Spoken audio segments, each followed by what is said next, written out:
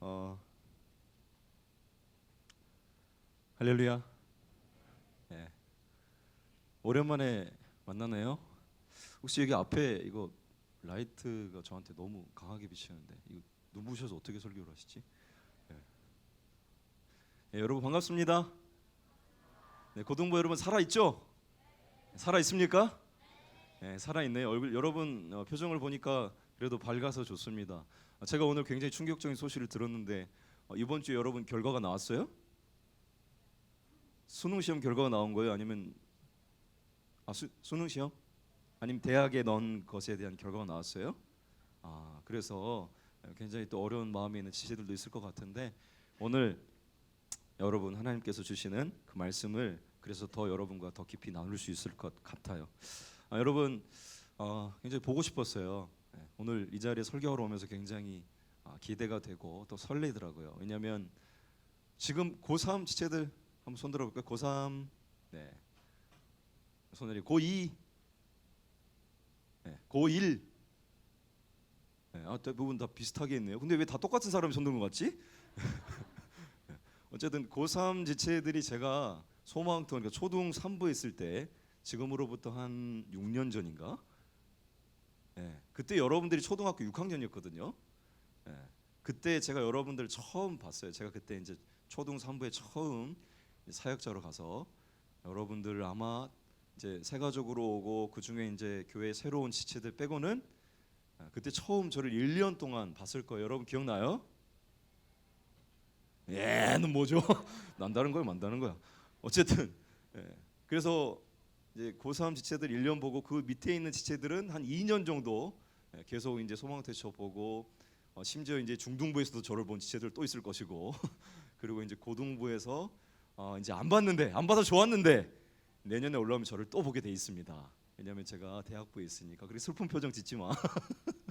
그래서 여러분 인연인지 악연인지 모르겠지만 여러분들을 이렇게 다시 만날 수 있어서 굉장히 기쁘고 또 어떤 지체들이 계속 이 자리에 있을까 그리고 어떻게 변해 있을까 그리고 그때 그 신앙은 잘 자라고 있을까 굉장히 궁금하고 또 그런 설레이는 마음으로 이 자리에 왔어요. 여러분 옆 사람과 한번 인사 한번 해볼까요? 여러분 인사해요?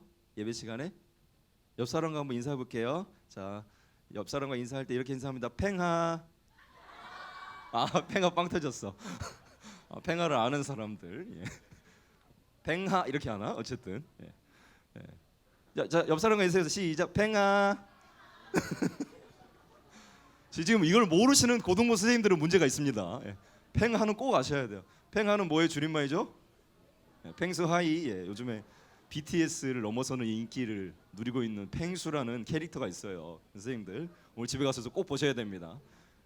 저도 이걸 안 건 최근에 알게 됐는데 어쨌든 그 친구 재밌더라고요. 들어보니까 뭐 요들리송도 잘하고 뭐 아무튼 에템 하고 뭐 신이나 막 이런 거 하고 아무튼 재밌더라고요. 어쨌든 여러분 여러분들 이렇게 정말 좀 저는 예배가 행복했으면 좋겠어요. 여러분과 함께 드리는 예배가 즐거웠으면 좋겠고 예배는 축제예요. 주 안에서 우리가 말씀만 누리는 축제입니다. 여러분이 살아가는 이 시대 굉장히 복잡해요. 2020년 트렌드 보고서라는 책이 있습니다. 서울대에서 2020년대의 연도를 주휘하는 소비 문화 트렌드가 뭐냐 그 중에 몇 가지를 강조하고 있는데 첫 번째는 세분화에 대한 거예요. 세분화. 너무나도 한 사람을 세분화시켜서 쉽게 말하면 우리가 계속해서 데이터를 모으잖아요. 빅데이터를 모으는 것처럼. 그래서 구글과 아마존이 어마어마한 기업이 되고 있는 것처럼 빅데이터를 얼마만큼 모이느냐 이게 굉장히 이 시대의 중요한 관심이란 말이에요. 그만큼 한 사람의 관련된 정보도 굉장히 세분화해서 굉장히 많은 것들을 수집하고 또 그런 정보들을 알고자 하는 것들이 지금 굉장히 중요한 트렌드다. 그래서 굉장히 세분화해요. 근데 여러분이 살고 있는 시대도 굉장히 세분화되어 가고 있죠. 직업도 마찬가지고 여러분이 선택해야 되는 학교도 마찬가지고 내가 무엇을 해야 될지 무엇을 어떻게 살아가야 될지 굉장히 많은 고민 속에 여러분들이 살아가게 될 거예요. 제가 살던 시대보다 지금 훨씬 더 세분화돼 있어요. 두 번째는 이거예요. 양면성. 한 사람이 효원인가? 효원이가 이렇게 이제 찬양 인도까지 여기서 하고 있는데 그 당시에 이제 하은이의 전도 대상자였거든요. 기도하면서 효원이가 교회 오게 해주세요. 목사님 효원이가 제 정말 단짝인데 교회 오게 해주세요. 맨날 기도하고 그랬는데 이 자리에 와가지고 찬양 인도를 하고 있는 모습을 보니까 굉장히 놀랍습니다. 주님은 모든 것을 가능하게 하시는 분이신 줄로 믿습니다. 예.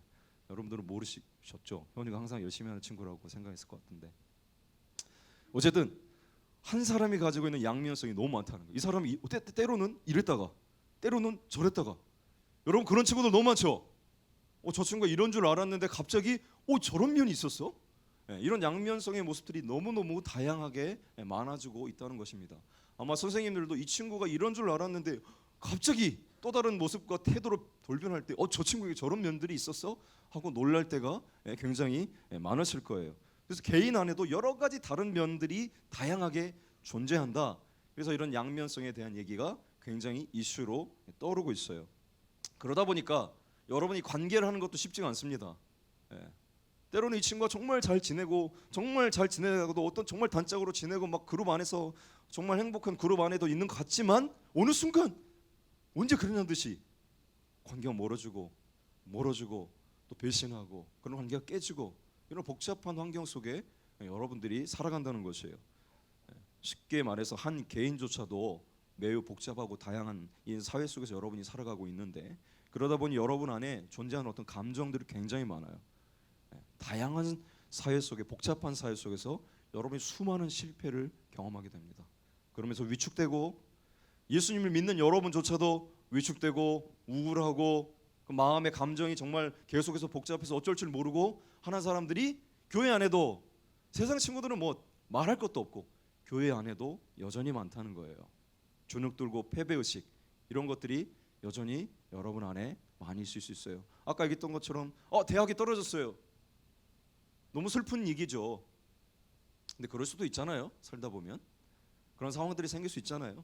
열심히 하고 안 하는 게 중요한 거잖아요. 그런데 대학에 떨어지면 인생이 마치 모든 것을 다 잃어버린 것처럼 주눅들고 위축되고 과연 그리스도인들이 그래야 하는가? 그렇지 않다고 오늘 본문은 얘기하고 있어요. 여러분 우리에게 진짜 능력이 필요해요. 여러분 모두에게 관계의 어려움 속에 이 사회를 살아갈 수 있는 그리고 이렇게 복잡하고 쇠물화된 세상 속에서 여러분이 살아갈 수 있는 능력이 필요합니다. 그런데 그 능력이 어디 안에 있냐면 예수님 안에 있어요. 이럴 때는 원래 아멘 하는 거예요. 여러분. 그 능력이 어디 안에 있다고요? 예수님 안에 있어요. 여러분 절대 돈에 있지 않아요. 절대 여러분이 갖고 싶은 어떤 명예에 있지 않습니다. 그리고 어떤 학교라는 그 스펙에 있지 않아요. 진짜 능력은 예수 그리스도 안에 있어요. 오늘 그 얘기를 여러분과 좀 나누려고 해요. 오늘 본문은 4장 14절 빌립보서 4장 13절에 이렇게 얘기합니다. 우리 한 구절만 같이 읽어볼까요? 내게 능력 주시는 자 안에서 같이 시작. 능력 주시는 자 안에서 모든 것을 할 수 있는. 다시 한번 큰 목소리로. 여러분 여기 앉아 있는 사람이 한 150명 정도 되는 것 같은데 이 정도 소리로 여러분 고등부라고 할 수 없죠. 고등부 살아 있죠? 고등부 예배가 뜨겁습니까? 몇 명만 뜨거운 거 같네. 고등부 살아 있습니까? 한번 살아 있는 만큼 큰 목소리로 외쳐보겠습니다. 내게 능력 주시는 자 안에서 시작.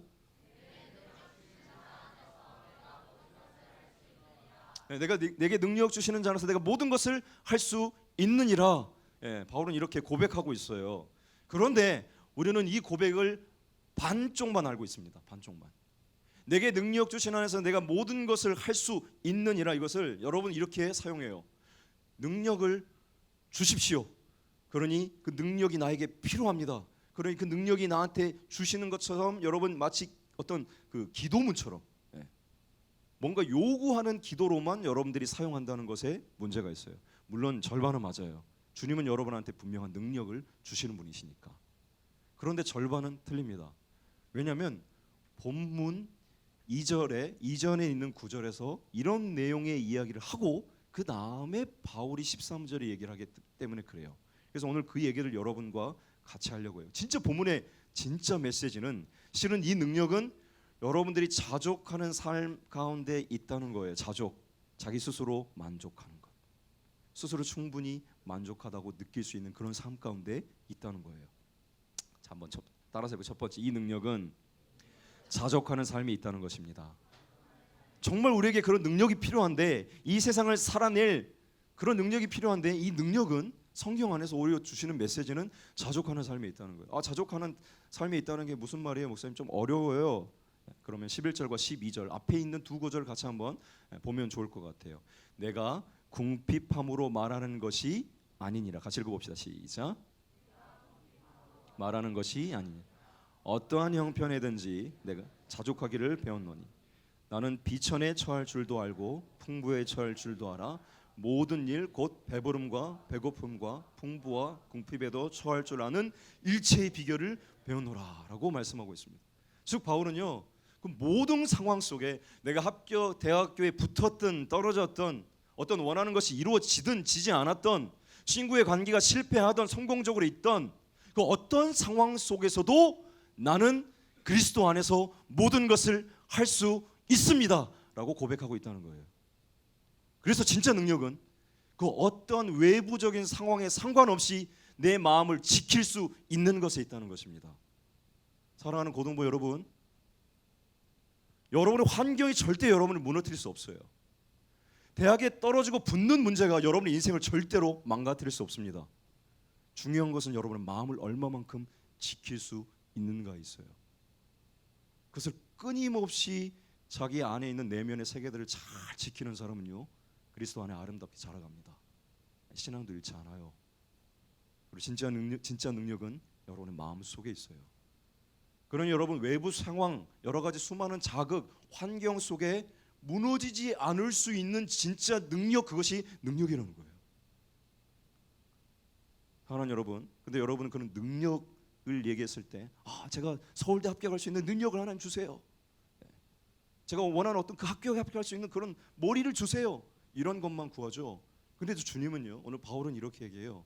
모든 환경과 상황 속에서도 어떠한 상황에 있을지라도 서울대에 합격해도 그곳에서 내 마음을 그리스도한테 앞에서 지킬 수 있는 사람이 되었으면 좋겠고, 그것이 아닐지라도 내 마음을 그리스도 안에서 지킬 수 있는 그 사람이 진짜 능력자다라고 이야기하고 있다는 거예요.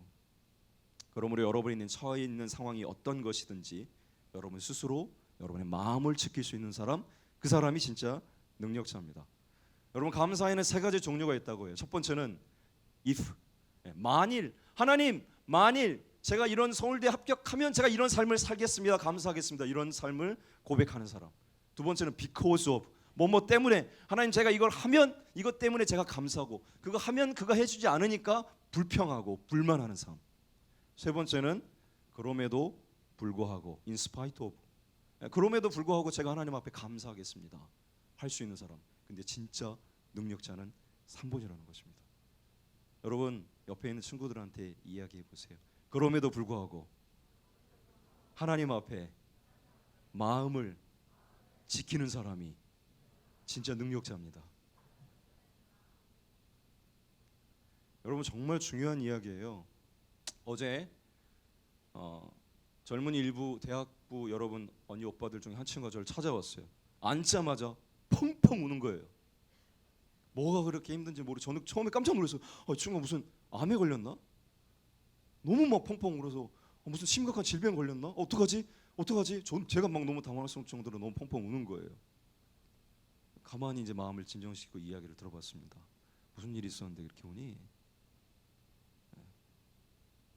본인은 간호사인데 어떤 한 신입으로 온 친구가 자기는 정말 잘해줬는데, 자기가 정말 그래도 그리스도인으로서 신앙 안에서 이 친구를 그래도 잘 케어해주고 가르친다고 해줬는데 고발을 한 거예요. 고발. 너무 힘들게 한다는 거예요, 선배들이 우리를. 고발을 한 거예요. 그 너무 화가 나서, 너무 열이 받고, 너무 화가 나서 도대체 그 친구들이 너무 미워가지고 감정이 절제가 안 되고 정말 아무것도 하기 싫고, 신앙이고 뭐고 정말 다 때려치고 싶다는 거예요. 교회 뭐고 다 떠나고 싶고, 막 그런 마음들이 내 마음에 들어오는데 어쩔 줄 모르겠다고 막 그렇게 얘기하는 거예요. 저도 그 답을 들으면서 어쩔 줄 모르겠더라고요. 어떡하지? 정말 어려운 상황이잖아요. 특별히 내가 정말 신앙인으로서 여러분 정말 뭐 예를 들어서 어려운 친구를 왕따 당하는 친구를 여러분 내가 그리스도인이기 때문에 막 도와줬어요. 그런데 오히려 내가 친구들한테 왕따를 당하고 어려움을 당하고 그런 어려움 속에 막 들어오면 여러분 내가 여러분이 했던 그 행동들이 다 무가치하게 느껴지고 다 포기하게 되고 그냥 막 예수님 없는 것 같고 그런 마음 속에 우리가 막 젖어들 때가 있다는 것이죠. 그때 그 친구가 이렇게 얘기하더라고요. 그래서 목사님 저는 아무것도 하기 싫고요. 저는 할 수 없어요. 할 수 없어요. 하고 싶지 않아요. 그 친구 사랑하고 싶지 않아요. 마음을 지키고도 싶지 않아요. 할 수 없어요. 이 단어가 굉장히 저한테 크게 다가왔어요. 할 수 없어요. 그런데 오늘 본문은 내게 능력 주시는 자 안에서 내가 모든 것을 할 수 있다고 선포합니다. 할렐루야. 그래서 제가 그 친구의 마음을 회복하기를 기도했고 그 친구의 마음에 대한 얘기를 했어요. 왜 이 상황 속에 무너지고 있는 마음을 좀 보자. 그러더니 조금씩 마음의 중심을 잡고 회복하기 시작하더라고요. 그러고 나더니 그 친구 눈빛이 바뀌었어요. 처음에는 정말 우울하고 세상 모든 것을 다 좌절한 그런 눈빛으로 왔다가 눈빛이 살아나기 시작하는 거예요. 그리고 눈빛이 바뀌기 시작하는 거예요. 그리고 그 친구의 고백이 해보겠습니다. 네, 할 수 있어요. 예수님 안에서 저는 할 수 있습니다. 한번 따라 예수님 안에서 저는 할 수 있어요. 여러분의 입술도 그렇게 바뀌게 되기를 소망합니다. 여러분 잘 보시면요, 예수님은 폭풍 속에 막 두려워하는 제자들과 함께 배에 있을 때 제자들이 막 너무너무 두려워서 예수님 지금 배가 지금 침몰하게 됐어요. 어떻게 될지 모르겠어요. 막 두려워하는 제자들한테 예수님이 꾸짖으시는 건 이런 거예요. 제자들한테 니네가 이 폭풍을 잠잠하게 할 수 있는 그런 능력이 왜 없니? 왜 없어? 너네 예수 그리스도의 제자들 아니야. 그런데 이 폭풍을 잠잠하게 할 수 있는 능력이 너 안에 왜 없어? 이렇게 꾸짖지 않으세요. 왜 두려워하니? 너네가 나와 함께 있는데 이 상황 속에서 왜 두려워하니? 이것을 꾸짖으세요. 여러분이 어떤 좋은 학교에 들어갈 수 없는 능력이 없을 수는 있어요. 그러나 주님은 그것을 여러분의 탓하는 게 아니라 여러분의 마음이 무너지는 것은 꾸짖으실 거예요. 그러니 그 마음을 잘 지킬 수 있게 되기를 소망합니다. 그게 진짜 능력자예요. 그게 그리스도 예수 안에 있는 사람이 폭풍 속에서도 잠잠함과 고요함을 지킬 수 있는 능력입니다. 사랑하는 고등부 여러분들에게 오늘 그 능력이 있기를 소망합니다. 잠언 4장 23절은 이렇게 얘기해요. 모든 지킬 만한 것 중에 더욱 내 마음을 지키라. 생명이 근원이 이에서 남이니라. 아멘. 요셉은 형제들에게 팔려가는 상황 속에서도 그 마음을 지켰습니다. 그리고 하나님을 신뢰했어요. 다니엘은요, 나라가 망하고 타국의 포로가 잡혀간 그 상황 속에서도 그 마음을 굳건하게 지켰어요. 내가 하나님의 사람임을, 하나님의 자녀임을 잊지 않았어요. 위축되지 않았습니다. 그 마음을 지켰어요. 그리스도인의 진정한 능력은요, 어떠한 환경에 처해 있든지 내가 모든 것을 할 수 있습니다라고 고백하는 사람에게 있어요. 그 내면 세계를 마음에 지키는 것에 있습니다. 두 번째는 이 능력은 여러분의 삶을 통한 훈련으로만 얻을 수 있다는 거예요. 다시 한번 11절과 12절 말씀을 한번 읽어보도록 하겠습니다. 내가 궁핍함으로 시작. 궁핍함으로 말하는 것이 아니니라.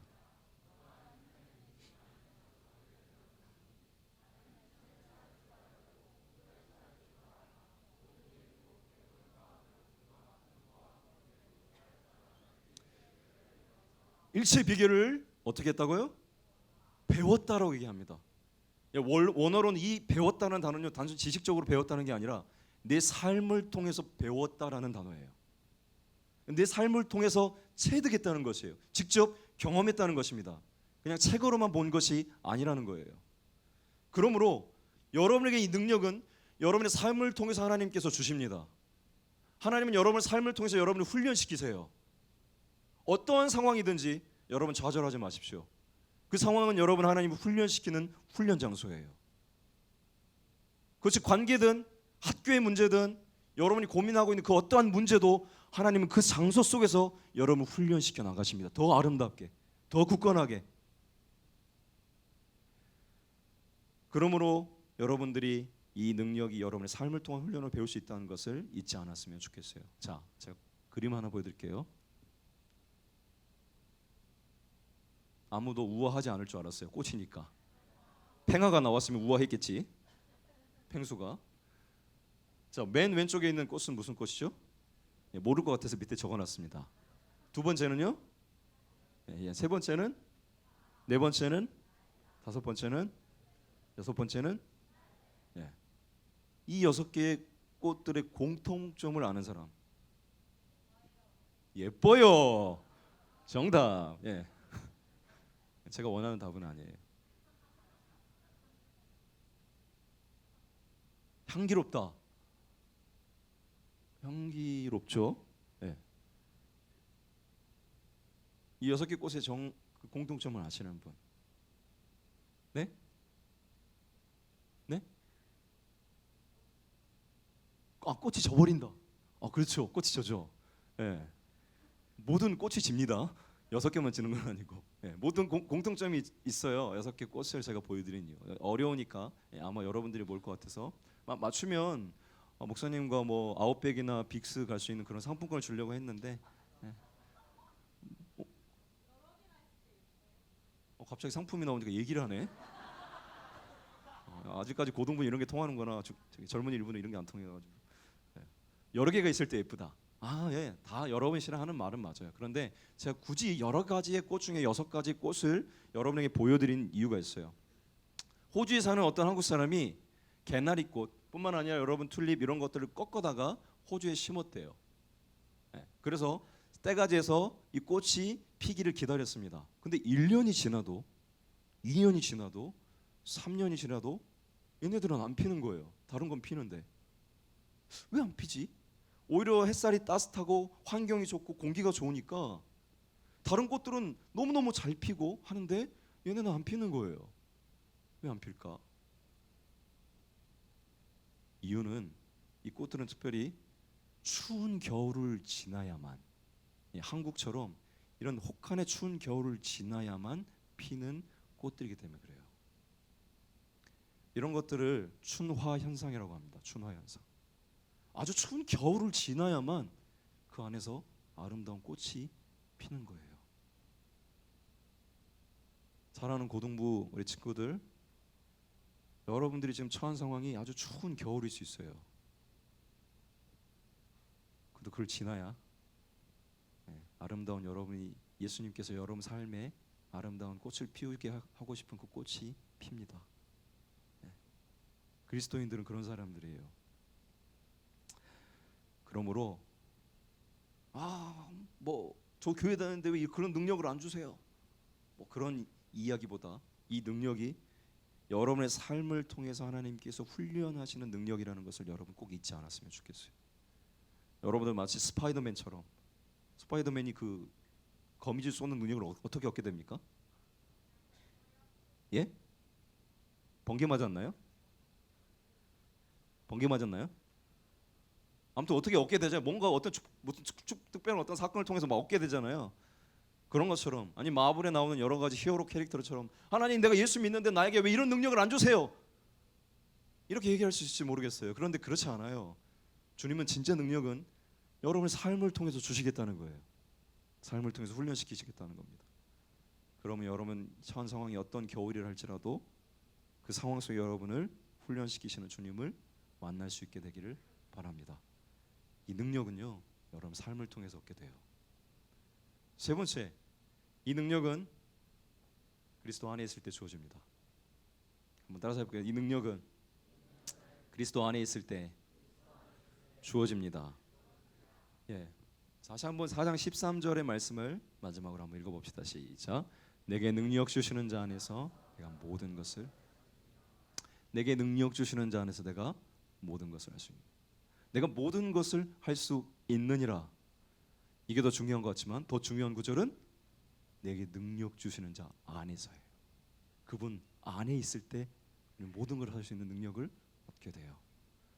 그러므로 여러분 끊임없이 예수 그리스도를 여러분의 삶의 주인으로 고백하고 그분 안에 거하는 삶을 살 수 있게 되기를 바랍니다. 고등부 떠나고 젊은이 일부 올라오자마자 내가 고등부 때까지 엄마 아빠가 교회 가라고 해서 이때까지 내가 참고 기다렸는데 이제는 내 스스로 교회 안 가. 인생에서 제일 불쌍한 사람이에요. 진짜 능력은요, 그리스도 안에 있을 때 주어집니다. 아니, 오히려 더 붙잡아야 돼요. 왜냐하면 여러분이 이제 부딪히게 될 세상이 만만치 않거든요. 여러분 대학교에 가서 만나게 될 세상의 문화가 만만치 않아요. 고등부도 마찬가지, 고등학생들도 마찬가지겠지만 더 자유롭고 더 내가 선택할 수 있는 환경 속에 여러분 끝까지 붙잡아야 됩니다. 그리스도 안에 있는 것을요. 네. 여러분 모두를 계속해서 그리스도 안에, 교회 안에서 만날 수 있게 되기를 소망합니다. 우리 같이 찬양할까요?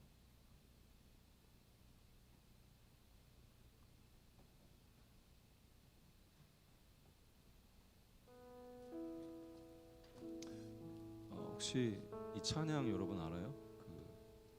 나는 믿네라는 찬양인데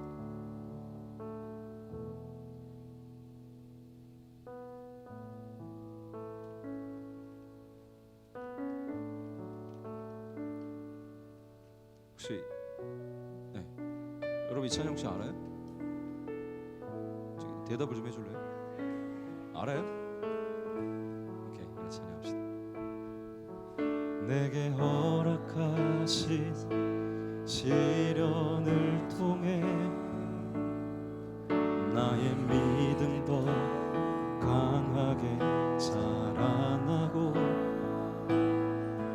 험한 산과 골짜기 지나는 동안 주께 더 가까이 나를 이끄시네. 내가 겪는 시험이 어렵고 힘겨워도 내 주님보다 크지 않네. 내 앞에 바다가 갈라지지 않으면 주가 나로 바다 위 걷게 하리. 나는 믿네. 주의 능력으로 내 삶 새롭게 되리. 나는 믿네. 주의 능력으로 담대히 나아가리라. 주와 함께 싸워 승리하리라. 날마다 늘어나 살아가리. 다시 한번 찬양합시다. 내게 허락하신 시련을 통해 나의 믿음 더욱 강하게 자라나고 험한 산과 골짜기 지나는 동안 주께 더 가까이 나를 이끄시네. 내가 겪는 시험이 어렵고 힘겨워도 내 주님보다 크지 않네. 내 앞에 바다가 갈라지지 않으면 주가 나로 바다 위 걷게 하리. 나는 믿네. 능력으로 내 삶 새롭게 되리. 나는 믿네.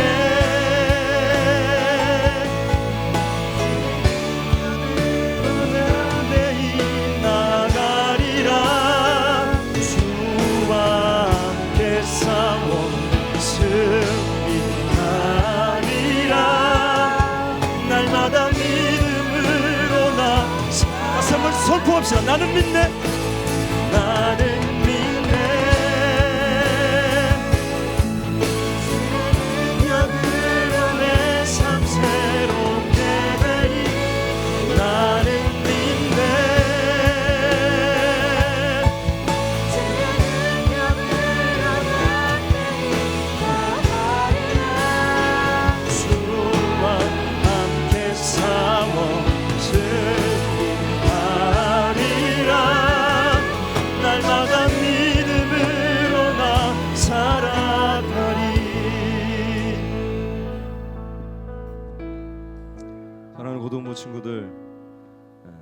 함께 기도하고 싶습니다.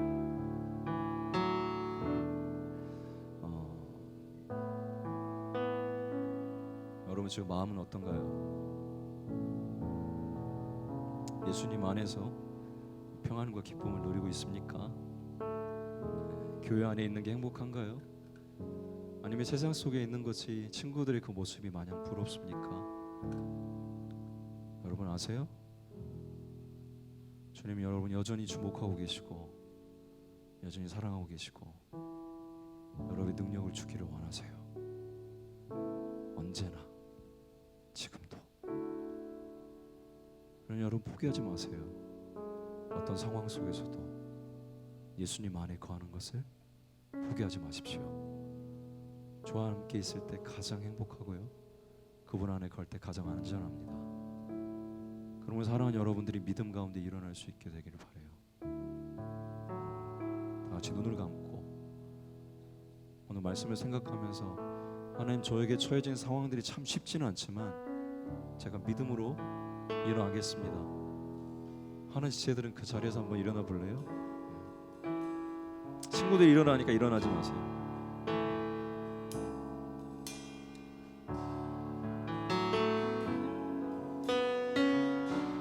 습관적으로 일어나지 마세요. 말씀을 생각하면서 하나님 저에게도 힘을 주세요. 하나님 저에게도 힘을 주세요. 이 상황 속에 제가 이겨낼 수 있는 힘을 주세요. 상황 만만치 않지만, 세상 만만치 않지만 제가 그리스도 안에서 내게 능력 주시는 자 안에서 모든 것을 할 수 있습니다. 이 말씀을 계속 선포하고 반복하면서 여러분 그리스도 안에서 거하시는 여러분 다시 이렇게 세우시는 그 마음을 회복할 수 있게 되기를 바랍니다. 다시 한번 합심해서 한번 기도하도록 하겠습니다. 하나님 아버지, 사랑하는 지체들이 하나님 일어난